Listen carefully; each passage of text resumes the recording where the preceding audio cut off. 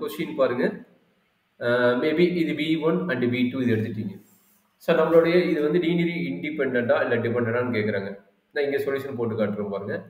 லீனியரி டிபெண்டா என்ன சொல்யூஷன், லீனியரி இண்டிபெண்டா என்ன solution, some alpha ஐ VI summation equal 0ன்னு சொல்லி எடுத்துட்டு எல்லா ஆல்பா ஐயுமே வந்து நம்ம என்ன ஜீரோன்னு ப்ரூவ் பண்ணிட்டோம்னா லீனியர்லி இண்டிபெண்டன்ட்.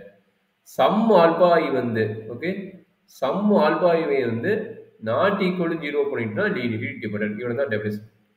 இது சாட்டிஸ்ஃபை ஆச்சுன்னா லீனியர்லி இண்டிபெண்டன்ட். சம் ஆல்பா வந்து நாட் ஈக்குவல் 0 இருந்தால் இது லீனியர்லி டிபெண்டன்ட். இதுதான் வந்து நம்மளுடைய டெஃபினிஷன். அப்போ டெஃபினிஷன் சாட்டிஸ்ஃபை ஆகுதுன்னா என்ன நடக்கும், நம்ம ப்ரூவ் பண்ணி காட்டுவோம். அப்போ என்னாச்சு, alpha 1 into 1 2 plus alpha 2 into ரெண்டு வெக்டர் 1 மைனஸ் 1 ஈக்குவல் என்ன இருக்கணும், 0ன்னு இருக்கும். சிஸ்டம் உள்ள மல்டிப்ளை பண்ணுங்க.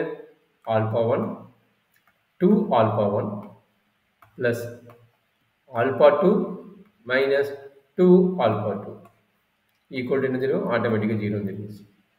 அப்போ என்னாச்சு, ஒரு ஈக்குவேஷன் ஃபார்ம் ஆகும். which implies alpha 1 plus alpha 2 equal to 0. அடுத்தது 2 alpha 1 minus 2 டைரக்டாக ஆட் பண்ண போகிறீங்க. இது ஆட் பண்ணுவீங்க, அடுத்தது இது ஆட் பண்ண போகிறீங்க. Minus 2 alpha 2 equal to 0. அப்போ டைரக்டாக இது பண்ண என்ன கிடைக்குது, ஆல்பா 1 ப்ளஸ் ஆல்பா 2. இங்கே நான் 2 போட்டுனேன், இது மைனஸ் 1 மைனஸ் தான் வரும். அப்போ என்னாச்சு, இது வந்து minus alpha 2. Alpha 1 plus alpha 2 equal to 0. Alpha 1 இது 2 alpha 1 2 alpha 1 minus alpha 2 equal to 0னா சிஸ்ட் இது இங்கே சிம்பிளிஃபை பண்ணுங்க. இது சிம்பிளிஃபை பண்ணால் டெஸ்ட் ஆட் பண்ணுறீங்க. சிஸ்ட் ஆட் பண்ண இது கட் ஆயிடும். அப்போ 3 ஆல்பா 1 ஈக்குவல் என்ன கிடைக்கும், 0ன்னு கிடைக்கும். அப்போ ஆல்பா 1 ஈக்குவல் டு டேரக்ட் என்னச்சு, 0ன்னு ஆயிடுச்சு. அப்போ ஆல்பா 1 ஈக்குவல் 0னா ஆட்டோமேட்டிக்காக இதை சிம்பிளிஃபை பண்ணும்போது ஆல்பா 2 ஈக்குவல் 0. ஆல்பா 1 ஈக்குவல் 0 நீங்கள் அப்ளை பண்ணுங்க, ஆல்பா 2 டேரெக்டாக 0 ஆயிடுச்சு. அப்போ நம்மளோட டெஃபினிஷன் என்ன, லீனியர் இண்டிபெண்டன்ட் எல்லா ஆல்பாயும் 0 இருக்கணும். இங்கே ரெண்டு வெக்டர்னா 2 ஆல்பா வேல்யூ தான் வருது.